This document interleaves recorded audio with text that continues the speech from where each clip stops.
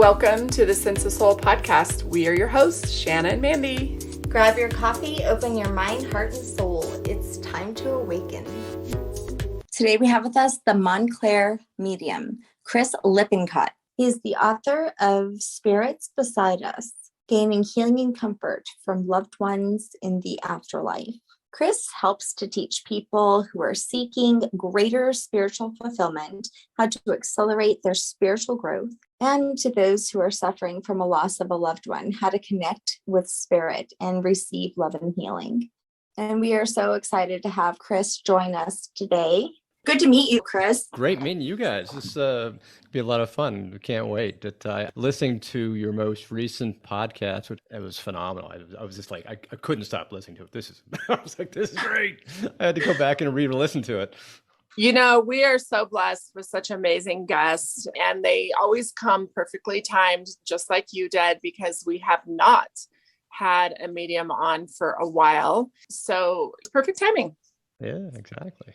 Mandy and I made a mistake one time of not Googling someone. So I always like to Google who we're talking to. Two things showed up. You were dead. I was like, holy shit, Mandy, are you sure we're having an episode with him? And the second thing was the MontClair medium is a 6 by 9 inches outdoor wall light at Lowe's. Just today, you can get them on sale. Yeah, great. I'm going to give them my card and see what happens. That'll be wonderful. Oh my God, I love it. The guy who passed away that has your same name was like 41 years old. I actually ended up reading the whole article. Me too. Oh, it was a Texas statesman. Was he like a Department of Transit or something? Because I saw a Chris Lippencott. Oh yeah, okay. I know exactly who that is. When I first looked at it, I was like, oh hell no. What? We're having this Texan dude on? Wait. And then I was like, oh shit, he's dead. Exactly. I mean, your last name is so unique. I mean, for there to be another, that would be like if there was another. You'd think there would not be anybody else. I'm hurt. I know. Thank you so much for joining us.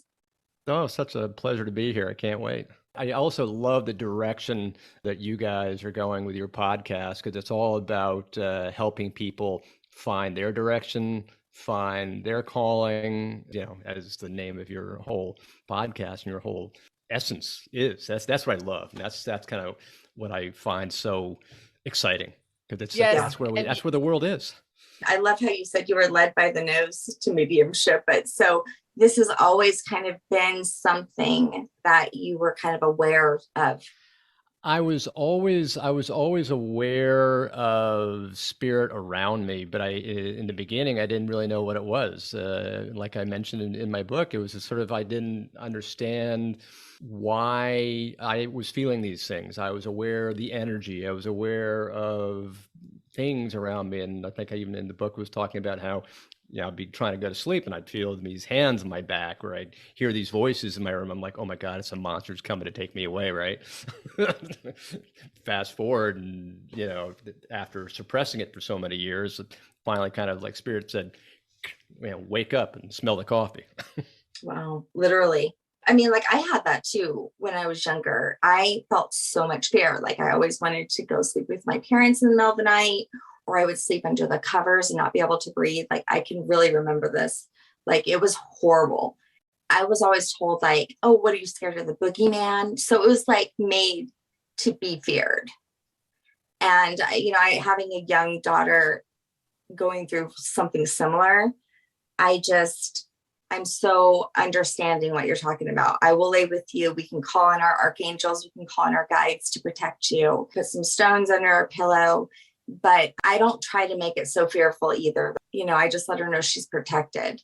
What did you do when you were a kid? I mean, were you scared?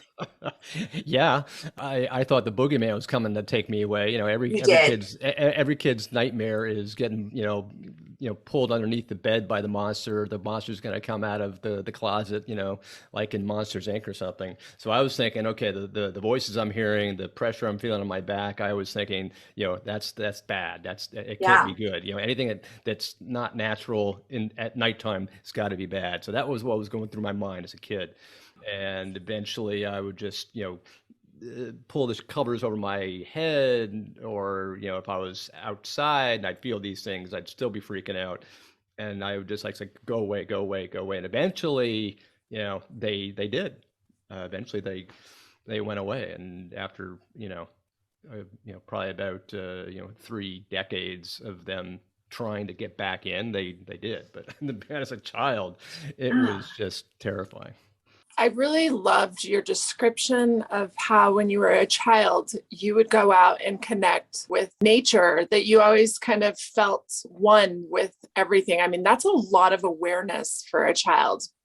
I mean, of course, children always love digging in the dirt and looking at bugs, and even my daughter, not just my son. But you actually described this feeling you had as a child, and I thought that was interesting. Can you tell our listeners about that? Yeah, one of the things I was very aware of as a child was I was just very aware of the energy and the life that was all around me.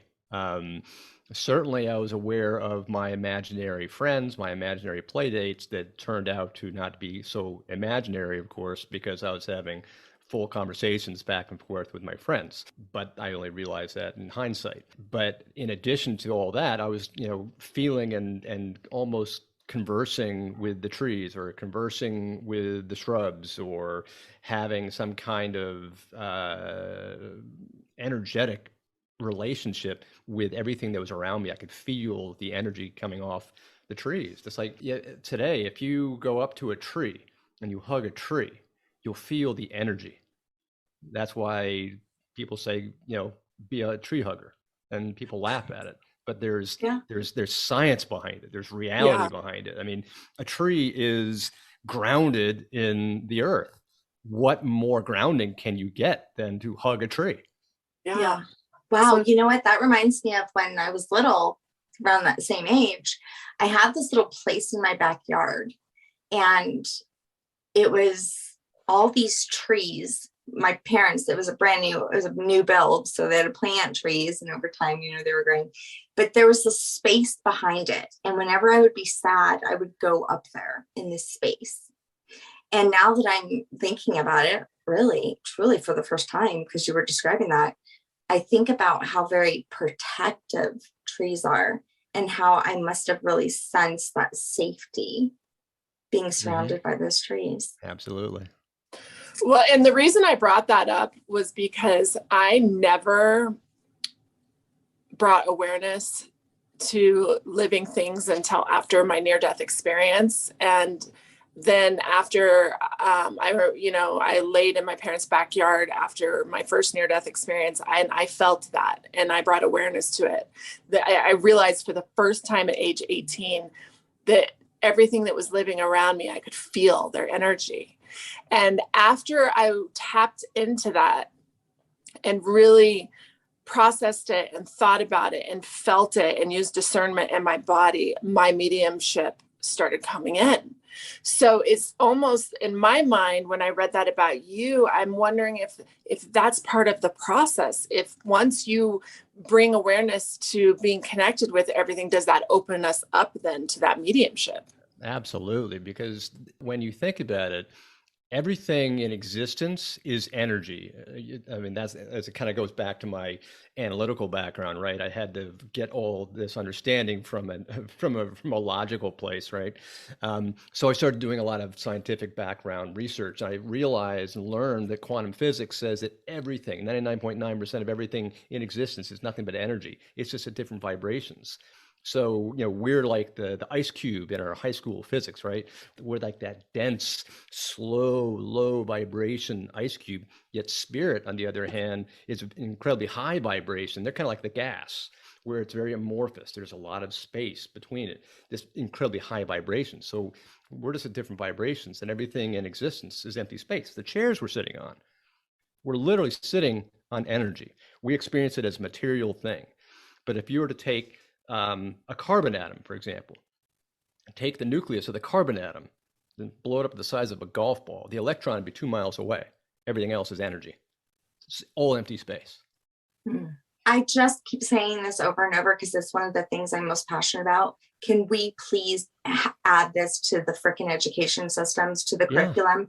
Spirit anatomy. I mean, it doesn't even have to be called spirit, energy anatomy, whatever. The subtle body needs to be taught to people, because then people can understand that they are multidimensional. They're not just the physical body, which is so important. Yeah, because it's how do we the only way that we understand that we're materials, because that's how we're brought up. That's what all we understand. That's how we experience the world. But as we begin to open up our experiences, whether it's through a near-death experience or an amazing awakening or a combination of all the above plus science, and you start to understand the rationale behind it all, and then you start to link that to ancient religions or ancient texts, and you start to see how it all kind of comes together, it all makes perfect sense, and you're all just like you're it's an opening all by itself. Gosh, so you are psychic. That's all I've been doing lately is reading ancient text. I must be psychic. So if everything's energy, like the chair that you're sitting on, can you get messages, energetic messages and feelings from things that aren't alive? Yes, it's just a different vibration. You'll receive, for example, what is it, like a rock?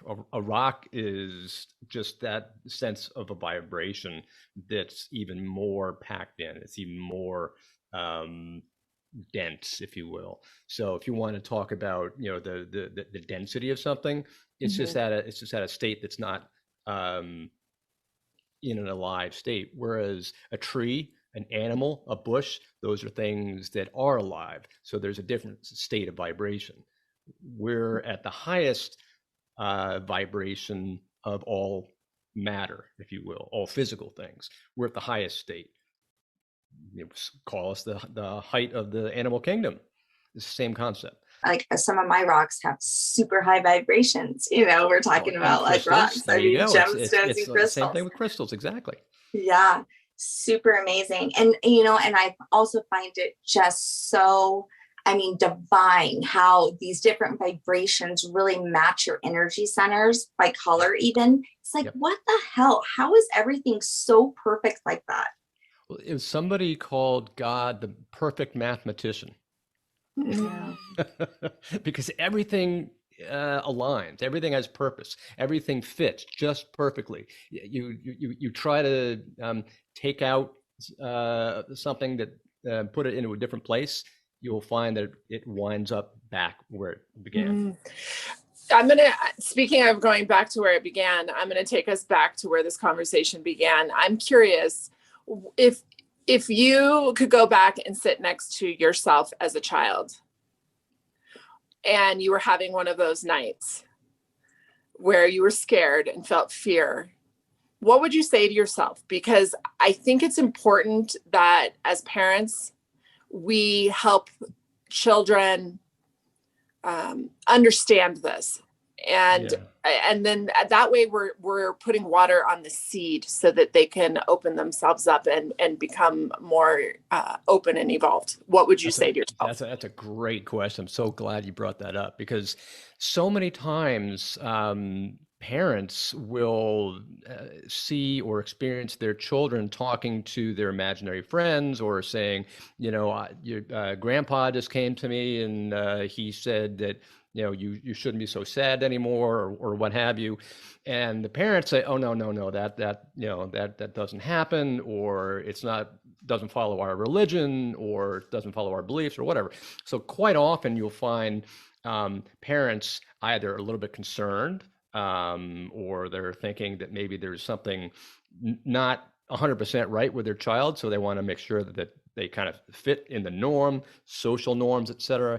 So I would be encouraging parents, first of all, to say, allow the child to continue with either their imagination, if it is their imagination, or allow them to continue to expand.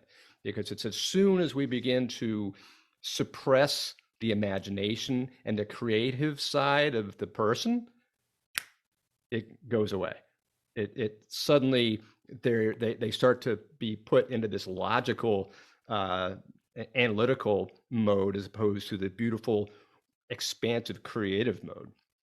And if I was to talk to myself as a child, I would say, Don't be scared. These are people who are coming to you with love. Feel the love.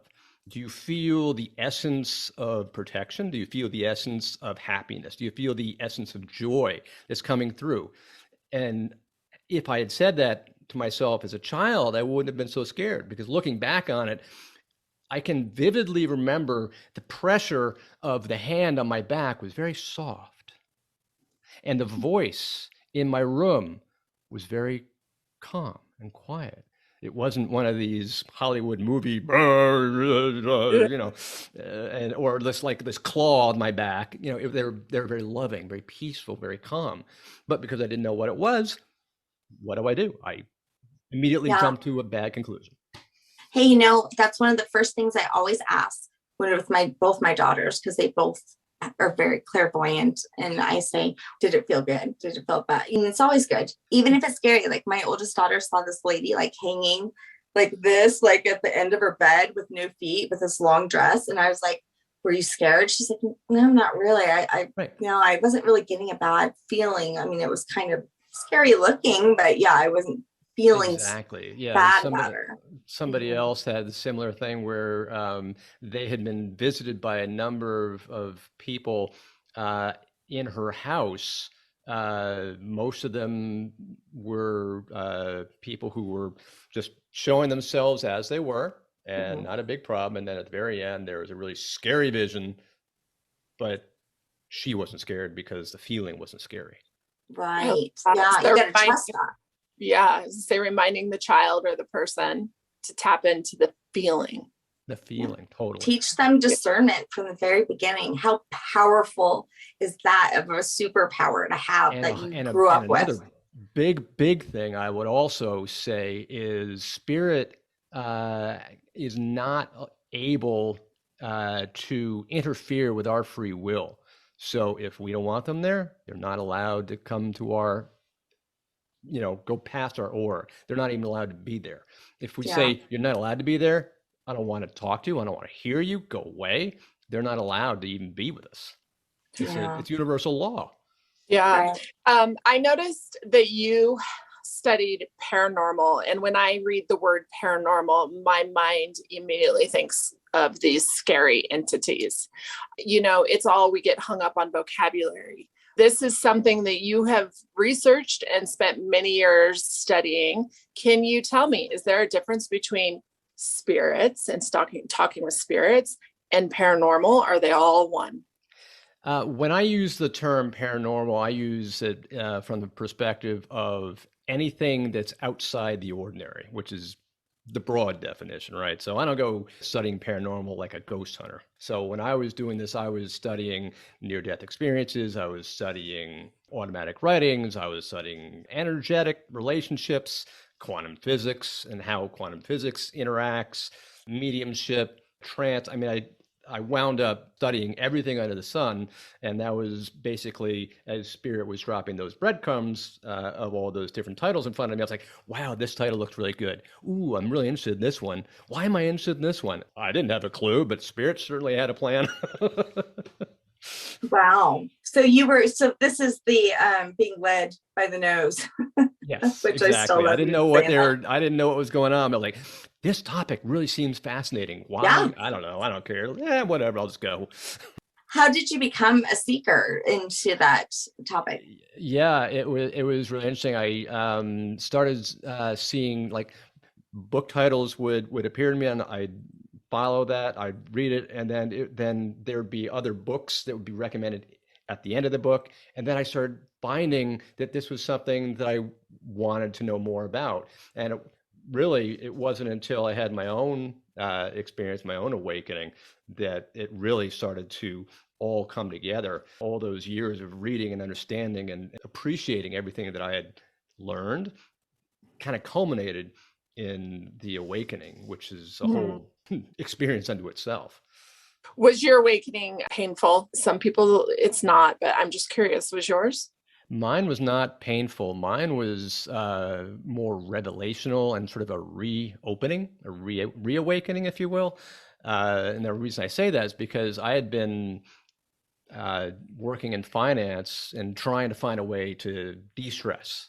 I was totally stressed out, taken out of my family. Just things were just not going right. And I had to find a way to cool my jets. So I looked around, said, gee, this thing called meditation sounds pretty good. Let me go try this. And everybody's got to have their own type of meditation. So eventually I found one that suited what I thought meditation could be, that was not too far flung. I, didn't require somebody from the Hindu Kush to come by. So I started doing meditation for about 10 minutes a day. And one of the things that I noticed was that I was getting hooked on this meditation every single day. To the point where I did it for 12 months straight every day.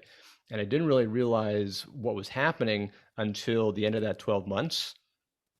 That's when all of a sudden I had the awakening, and I was in my man cave. Every guy's got to have his man cave, right? Yeah. You mean yours isn't in the garage? That's where most are.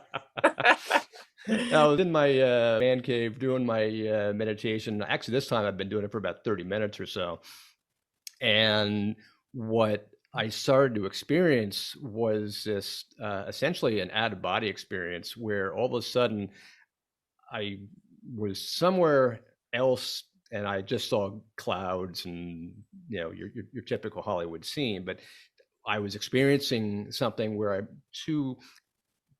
I can call them spirits, outlines of physical beings that I was seeing on my left, two on my right, and the one all the way in my right. This is all my mind's eye. Just shot this beam of energy straight through my chest, out through my back. And I knew I wasn't asleep at that point because I could feel it. I was like, oh my God, what's going on here? But it was this intense beam of energy and love. And then as that happened, the awakening experience started to really shift, where I was placed into, I don't know, I can only think of it as kind of like the universe, maybe, where I was everywhere and nowhere simultaneously. And as I was in this place of like a tapestry of love, it just was everywhere. And somehow I was part of this tapestry. Somehow I was part of this love. And I was loved unconditionally, but that's not even like that, only touches the tip of the iceberg. It was like it was so amazing. It was perfect love. I was accepted for who I was. Somehow I was perfect. And when I heard that and felt that phrase, I was like, wait, I'm human. I can't be perfect. There's no way I'm perfect. You're wrong. But they kept on saying that. And I'm like, what is going on? And I don't know how long it lasted. And eventually I, came out of it, and I was just dumbfounded, sat there in my chair going, oh my God.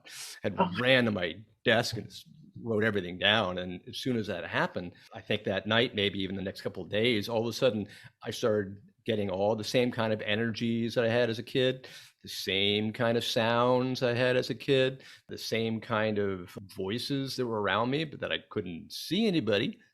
I could hear the voices. And like all of a sudden I was, 5 or 6 years old again. Oh God, thank you for sharing that story. I love hearing people's words that they use to describe it, because there's really not words that sufficiently describe it, right? Right.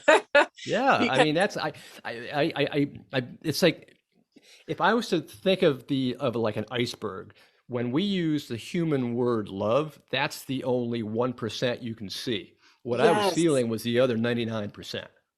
Oh, see, and I love that. And I was envisioning this tapestry, and I loved it, because it's just so hard to describe. So thank you for sharing that very intimate experience that shifted you forever and helped you align with your purpose. Thank you.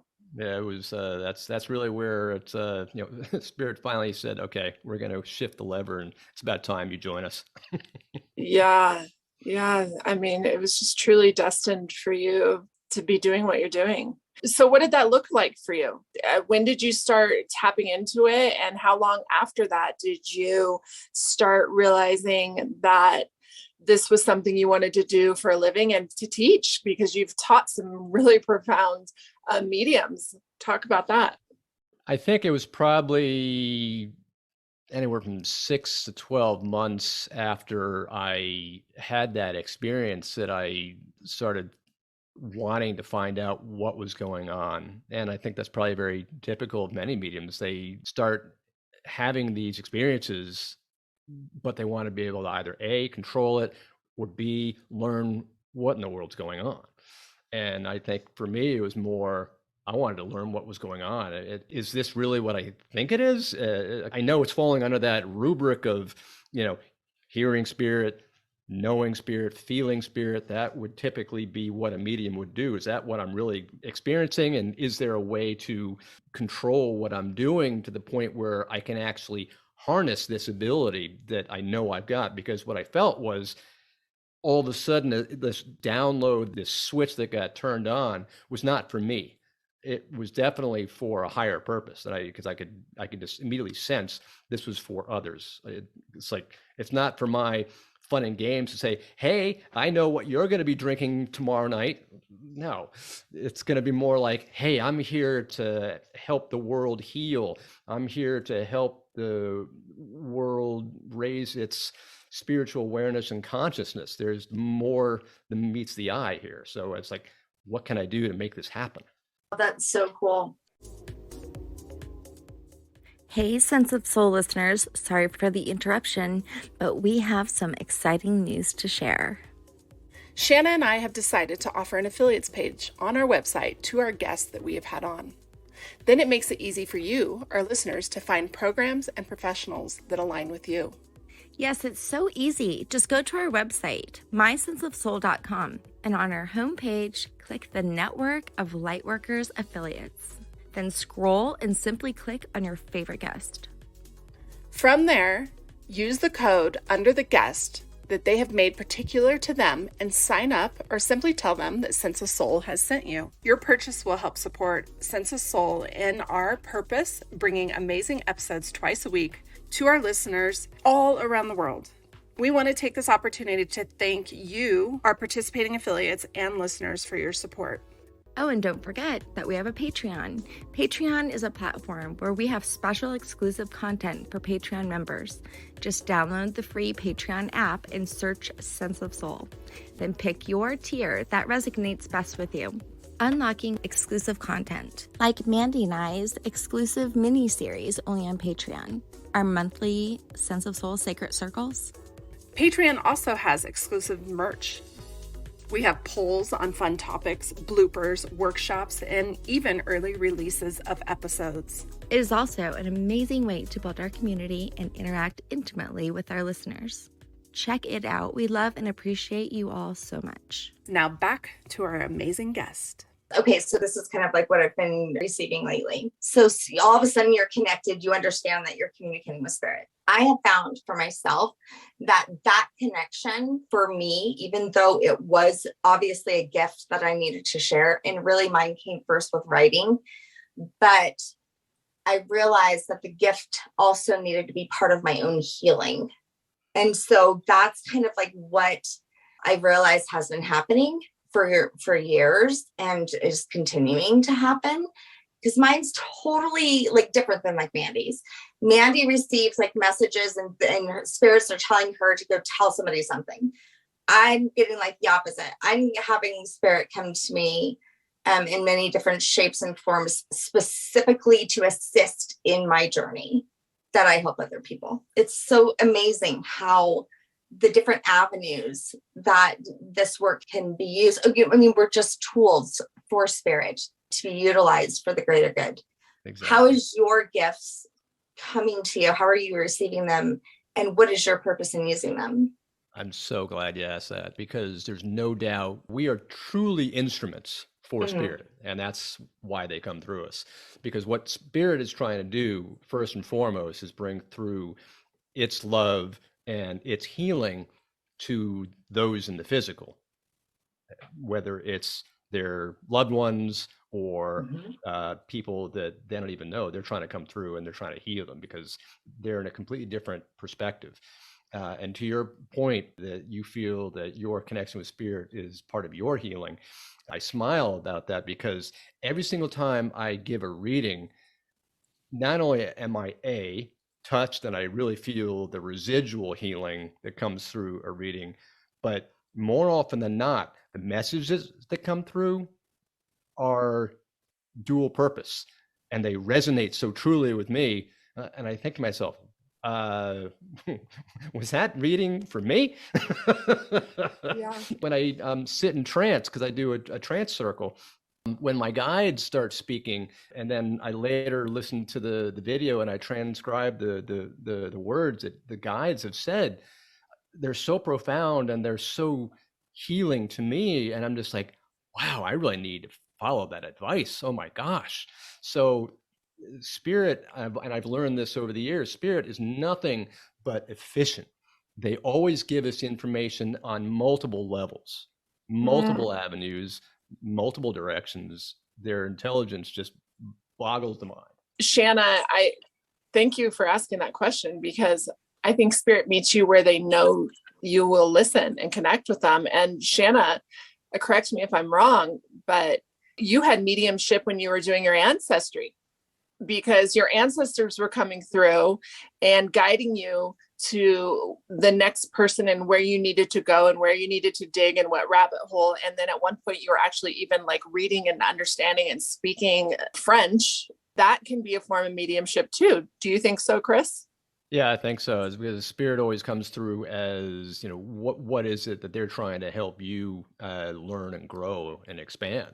So if somebody's trying to find out something about themselves and they're trying to grow, they're trying to evolve, which is really the only reason why we're here on planet Earth, is to grow our spiritual consciousness. And if that's what we're trying to do, and every little thing that we partake in our growth, if that's what we're doing, spirit's going to help us on that journey, because they know where we're going. They know what we're trying to do. And they're just trying to help us as much as they can. And that's clearly where your guides come in, because your guides are kind of giving you these little nudges and kind of giving you the right direction. Yeah, and actually, and it was for a greater good too. That's kind of like what I was saying, like everything that I've been guided to heal within myself was all for the greater good. And then to be shared, was never just for me to heal in myself and say, okay, thanks a lot. Have a nice day. Even just this past weekend, I was working with a client, giving him Reiki, and I was like really having a stressful day. And I was so glad to see his face, client that I know really well. I was like, well, I said, I can't wait to give you energy work, because I know that, you're in it, a higher vibration. And with that, your stress just can't really survive within that, dimension. Yeah, it's amazing the way spirit, and I know sometimes I'll do spiritual healings with people, and the incredible power that they bring through, the energy that they bring through, just literally makes me shake as I'm doing it. And it's like it's such an intense feeling of love energy that's coming through, and the energy is so palpable. It's energetic and just healing, clearly, for everybody involved. Yeah, and it made me feel better, just being in that energy. And it's just so funny, because even these conversations that Mandy and I have, I remember when I had COVID, Mandy was like, should we reschedule? I'm like, no, that's okay, because I know that anytime I get on these calls and our vibes start to go and we're talking about spirit, all of a sudden my immune system just thrives. And, there's it's energy, right? That vibration. It's the vibration. Vibes. Exactly. It's perfect. Yeah, it is. Amazing. It's so healing. How do you connect to the spirit world, to your higher self, without losing your material world? Because I think when you first awaken and you're so excited and you realize there's more to this meat suit, a lot of us tend to want to live up here or in that space where you were floating with that, that love. Because ultimately, wouldn't that be great if we could? But the reality is we can't. So how do you find that balance? Yeah, we always have to stay grounded, and we just have to find the right balance between staying grounded and being grounded in the material world, because that's where we are, but also acknowledging and working with the spiritual existence, the spiritual plane, because we are truly spirits in the material world. As a famous saying goes, we are spirit beings having a human experience, not human beings having a spiritual experience. So that's really kind of the way we have to think about it, is wrap our minds around the fact that, yes, we are spiritual beings that have put on this meat suit, but we're also here on planet Earth to learn. We're here to experience lessons. We're here to experience challenges. All the challenges that we are experiencing are put here by us, and we're here to learn from them. It's like the 5-year-old. You can tell a 5-year-old 20 times, don't put your hand on the hot stove, but he's not going to learn to not put his hand on the hot stove until he does. And when he does, he gets that burn, he will never, ever touch that hot stove again. The beginning, I was just like way up there, but I've been like that lately. So, because I have been tackling some pretty deep spiritual stuff. And so it's been taking me into very deep places within. And I've had a hard time coming back down and being grounded. But at least I'm aware. Like before I wasn't aware, I was up there. So now I'm like, okay, I need to, take the elevator back down and ground myself. And I probably should go outside a little more and connect with Mother Earth. That's probably something that I need to do, because I've really been feeling disassociated almost. Yeah. And think of it this way. I mean, every day I sit in the power, every day I meditate. And one of the parts of that meditation that's so important is, while you are aware of universal consciousness, universal energy, and you're trying to connect with that energy, and you're trying to become aware of your spiritual being connecting with universal energy, you're simultaneously aware of your feet on the floor connecting with Mother Earth and everything that she gives us. So you're simultaneously aware of universal consciousness as well as Mother Earth, and getting all of her nutrients, because she's keeping you alive while you're in the body. So it's a duality. Yeah. I also found, for the first time ever, I was up in Buena Vista with my husband like a month ago. It was late and it was dark and the stars were so beautiful. We were just laying back, and I had never had this happen, but the river was giving me messages. So I had always received messages from, people that had passed, but the river was giving me a very deep message about, Mother Earth, obviously, and it was such a beautiful message. And then I thought, wow, how crazy that I never thought like a tree could talk to you, or a river could speak to you and has messages for us too. Yeah, absolutely. I've had that in the wind before, Yeah. In the wind. Yeah, and it's all around us. And the sad part is we've become conditioned to the point where we're not even aware of it anymore. Whether we're living in cities, whether it's society, whether it's the fast pace of life these days, go back 100 years ago, people were a lot more connected to Mother Earth. The way we are now, we don't even know it exists. I mean, look at the way we're treating the earth. Oh my God. Yeah, that's a lot about what the conversation was. But even bringing my awareness to the sounds and the gargling, and the river was digesting things and talking to me about that. And it was so beautiful. But it goes back to what Shannon and I always talk about, and what you just talked about, and that was awareness. So once you started practicing that meditation and bringing awareness to being present in the moment, that's where the magic starts, don't you think? Absolutely. And that's one of the things I'm always trying to tell people, because in my blog, I'm always trying to say, how can you become spiritual? You can become spiritual not just by thinking of spirit, but by being in the present, by being in the here and now, because you can't do anything about the future, because the future's got a lot of different probabilities and possibilities. You can't do anything about the past because it's already happened. The only thing you can do is what's in the here and now, be in the present, because that's where you are now. And that's what you can do. And that's where you are. That's your essence. Be there now. Well, once you are aware of that, it can't go away. Like, it's something that can't be undone either. And you have to remind yourself to come back there. But it's something that, your brain knows that it's there now. Like, your brain accepts that there's the witness, and it makes a space for the witness to come through. Because we can just cloud ourselves with so much shit. Now, clusterfuck in our brains that, that's why you can't connect. I mean, it just, there's so much. I just picture a bunch of shit on your brain. Totally. You're literally scooper and get that shit out. Well, if you Oh want to my think God. about Mother Earth, then Mother Earth would love that. She's like, oh, manure for me? Thank you so much.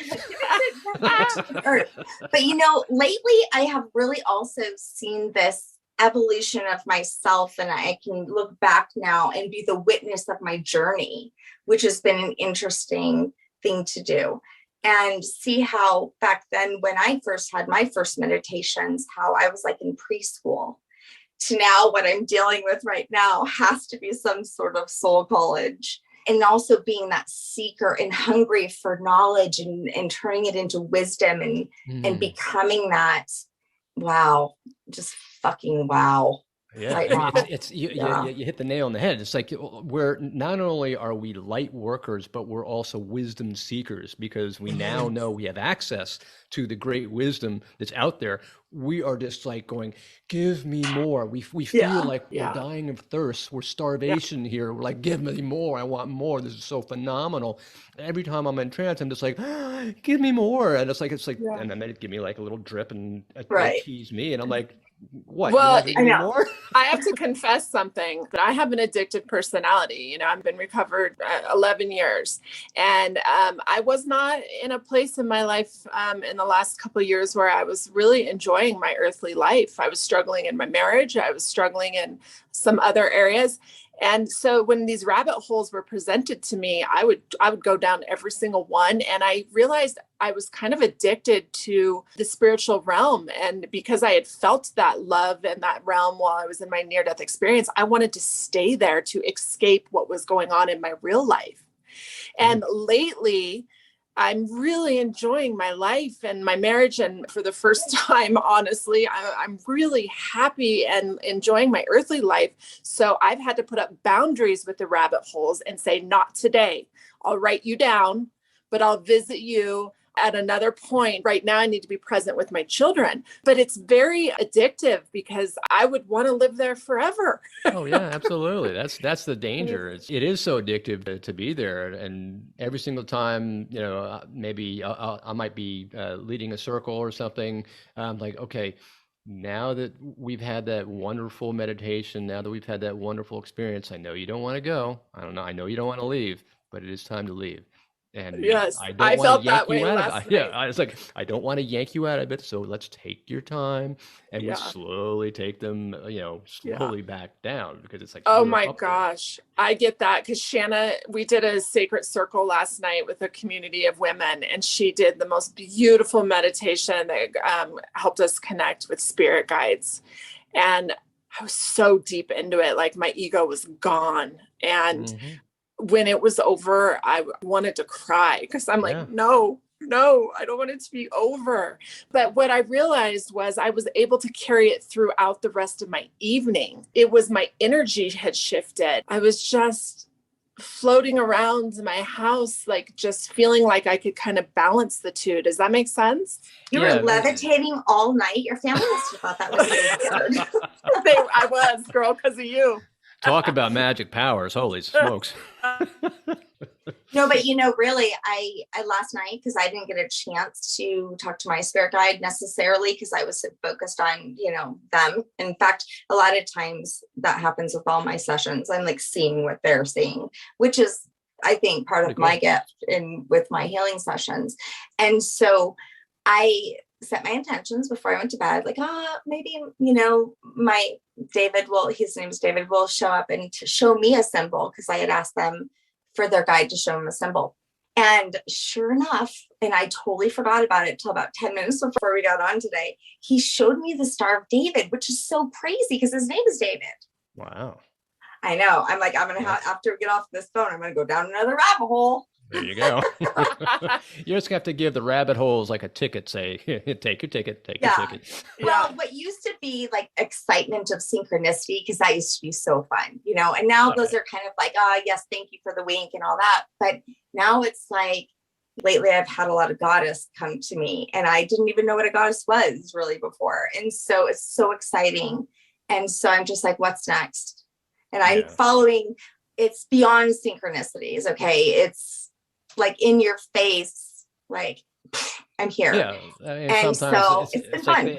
Yeah, and they have to kind of literally be in your face. They've literally got to kind of get your attention, because before, when it first happened, the smallest thing would make you Yeah. excited. Now, you're so far along, it's kind of like, okay, what's the next greatest thing? It's got to be even bigger. I think about a lot of our listeners who have reached out to us. It always breaks my heart when you get these mothers or fathers that have lost children and they want to connect so bad and they want to learn how to do it themselves. Right. What kind of prereqs do you have for someone that you're going to teach? Because do they need to be open? Do they need to believe in a higher power? Or can it be someone that comes to you that says, I'm atheist and I don't know what I believe in, and I don't have a higher power of any sort, and I don't understand oneness? And can they be taught it? They can be taught it, but there is a prerequisite. And Gordon Higginson, who you may be familiar with, arguably one of the world's best mediums that has graced the earth, said, before you can connect with spirit, you must connect with the spirit within.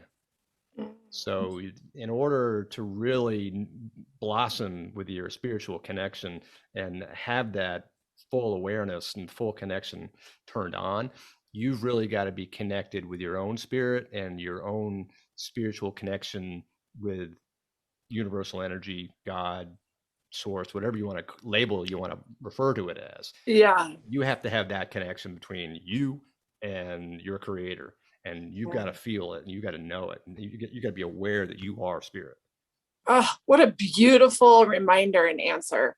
Yes. Because I always felt like, I know you want it, but you got to do the work on yourself too. You've got so much grief and so much, so much blocking your own spirit and weighing you down, that you got to go get to know you and get to know your sense of soul before you can jump into this. But I get, of course, and I know you get why they want to get there so fast, because they're just hurting so bad. Yeah, absolutely. And quite often it's that hurt, that pain, that grief that acts like a wet blanket on their vibrations. So their vibrations aren't able to rise. And if their vibrations aren't able to rise, that literally is like that wet blanket that kind of prevents the connection between them and call it their child, right?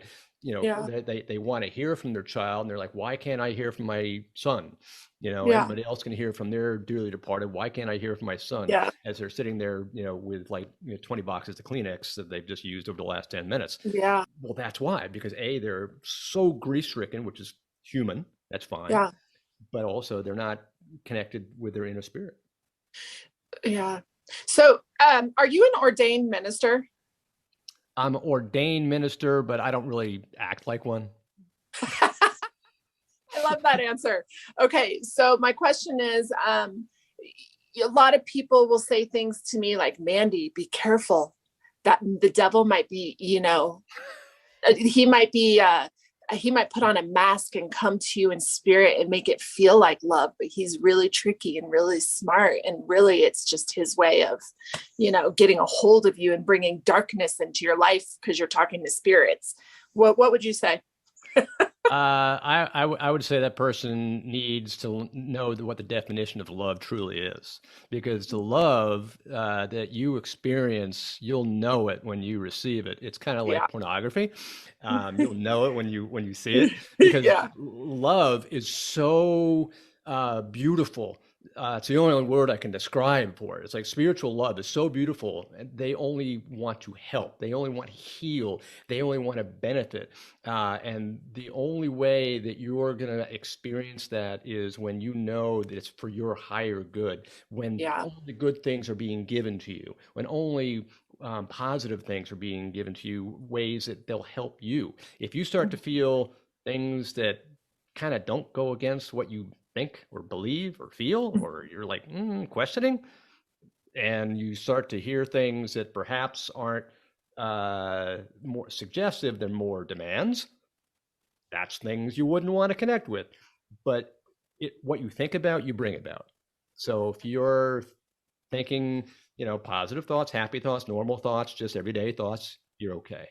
What I find is interesting, I think this is just part of the law, but when you have that wet blanket on, it's so hard to connect. I had a friend the other day, her son, he was killed, and I said, have you felt him? Because I felt that he was trying to be with her. And she said, yeah, this morning I was waking up. But that's when they can. So there is no space, to get in when there's that wet blanket on you. But in your dreams, they can visit you. And also that when you're waking up. So that's just a perfect example of, how they would be able to, but how they wouldn't be able to during the day because she was overwhelmed with that grief. And that's typical. That's quite typical. Spirit is, we're able to connect with spirit in two ways. One, when we're in the hypnagogic state, that state between where you're wide awake and you're going to sleep. So at bed at night, it's like that between state, which is very similar to being in a meditation, virtual trance, or sort of the light altered state, where your brain waves are just quite different than your awake state. Or if you're completely asleep, where you're able to astral travel, and that's when you're literally going to the astral realm, connected with your silver cord, and you're having that experience one-on-one. I mean, I had so many connections, vivid connections, to the point where this happened many years ago, and I can still give you the intimate details of every little thing, the smells even. It's like it's so incredible. It's a vivid dream. It's a visitation, because that's the only thing you'll remember. Other dreams you can't possibly do. I could never do mediumship or readings for people live or on Zoom, because I get most of my messages and connect when I'm in water, when I'm in the shower. So I'd be like butt naked on the other end. Well, that might actually draw a big crowd. Oh, you're right. But isn't that funny that something about water. I mean, maybe it's because it is relaxing and it puts me into that zone. But lately I'm screaming, Shanna bought me a pad for my shower so I could write things down while I'm in it. It's waterproof. Hey, maybe you should get a noise machine and play like ocean. Ooh. And see if you can't just be at that water and then receive. Instead of being in it. That's a good idea, but it makes sense. I mean, it's a very high vibrational element. Something that really stuck out to me about you is I felt such authenticity around what you do, because you really put a lot into your code of ethics. And I feel like that is so important, because there's a lot of mediums out there that don't really have these code of ethics. And I felt like it means a lot to you to put those out there for people to understand them and know why you're doing this and where your heart's at. You have an entire section on it on your website. Talk about what the code of ethics means to you and why you do that. Yeah, I'm glad you brought that up, because ethics are critical, because I feel it's very much, like being a doctor, do no harm, because we're here to heal. Just like a doctor is. It's like the Hippocratic Oath. We're here to heal people. We're here to lift people up. We're here to, connect them to their loved ones. If you're out there to give false hope, if you're out there to make a buck, if you're out there to, give, any kind of thing that comes across as not true, then you're doing harm. Or if you're even to the point where you're predicting things that, like you're predicting ill health, that's, it's terrible. You can't do that. So you absolutely have to come at it from a place of, not only you do no harm, but it's a sacred thing. It's a sacred oath that you've taken. And that's really what you're working with, is the sacredness between you, spirit, the divine, everything around you. And if you violate that, you're just, some people say you're going to lose your gifts. Others say you're just going to harm others, and that's just not right. Karma. Yeah, Karma. you know what? I really felt that from you. I felt that sincerity and how important it meant to you, and that you truly honor it as being sacred. And so I think that's huge, because there are people out there that, like you said, are just trying to maybe make a buck. And that's what it's all about. It's about love and healing. And, you'll, like I said about pornography, you'll know it when you see it. Do you have like a whole gang of spirit guides that you work with?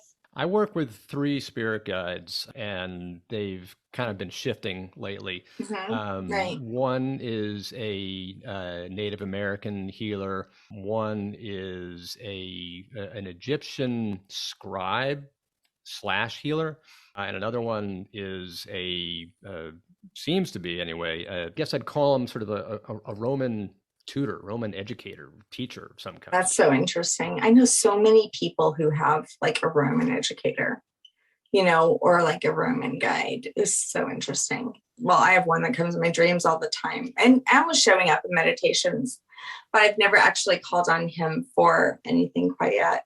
Yeah, it's like they come in, they intertwine, and they're always coming in. Whoever is speaking when I'm doing trance, it's always as a collective.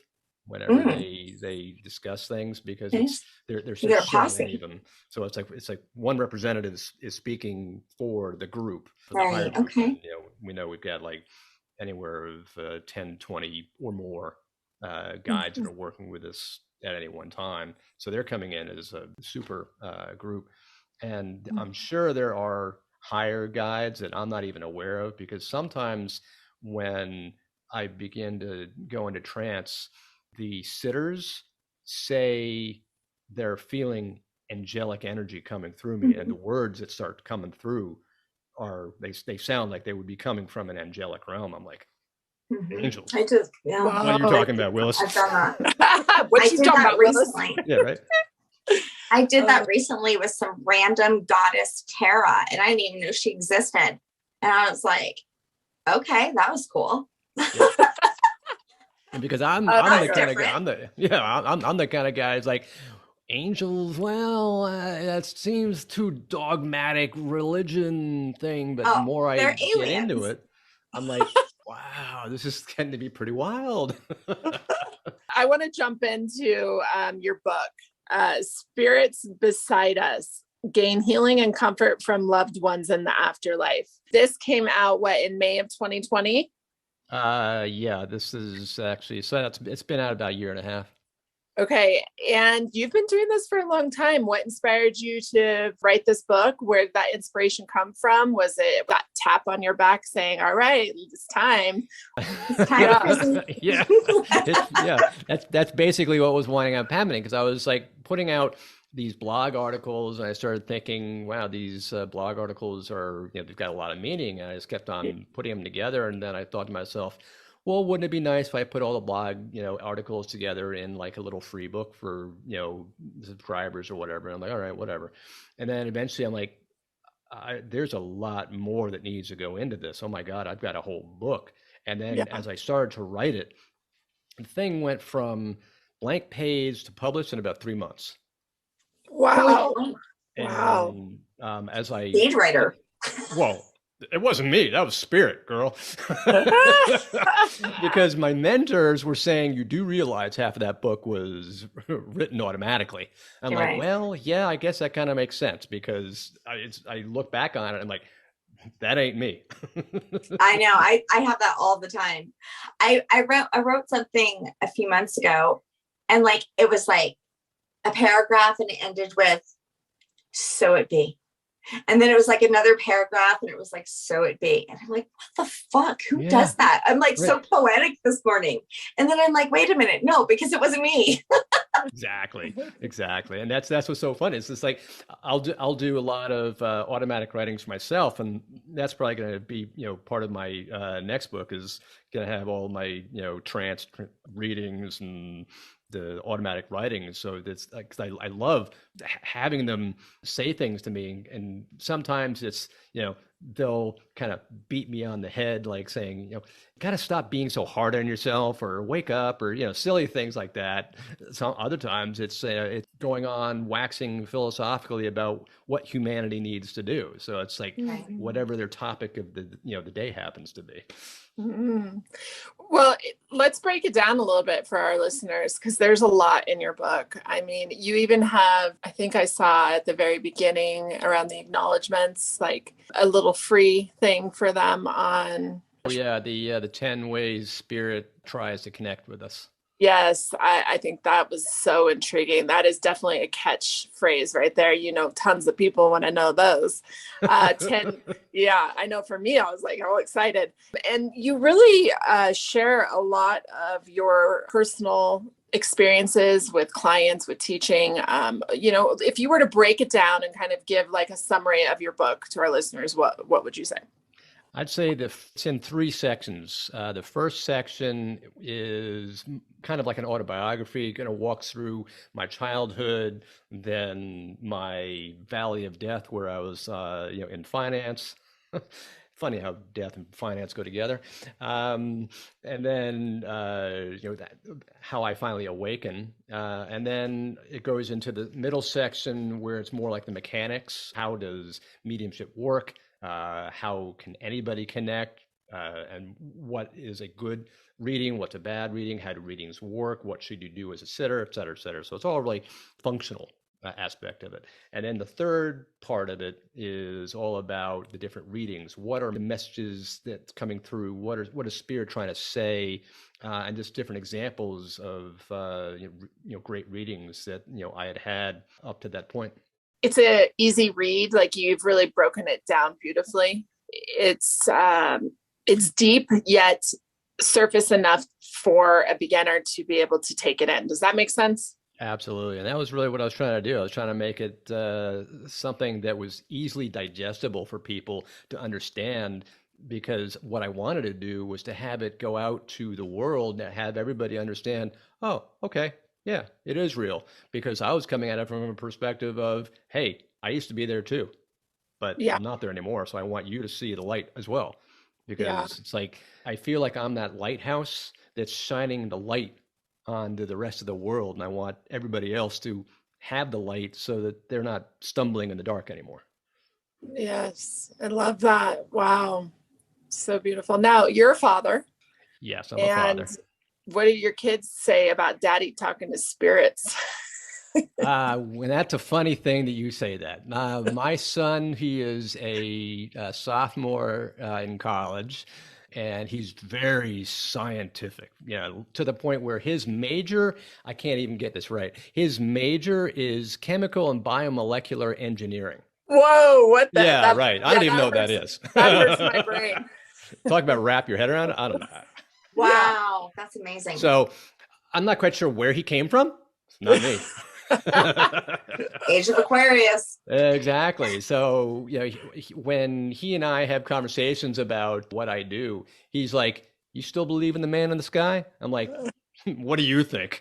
and he just shakes his head and he goes, no. But I got to admit, as he's maturing slowly, as he's maturing, there have been times where he's actually mentioned little blurbs of things that have occurred to him, he's experienced, that are falling under the rubric of he's got it too. He just doesn't want to admit it.